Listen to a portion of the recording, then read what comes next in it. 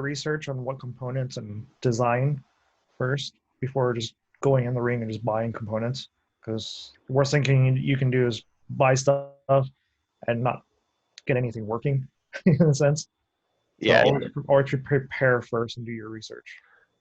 One thing I'll mention is that 10 gig, it's come a long way since, the early days of 10 gig. We've had like a decade to get 10 gig, up to speed and compatible with everything else. But 1 gig has been around for, like 3 decades, basically.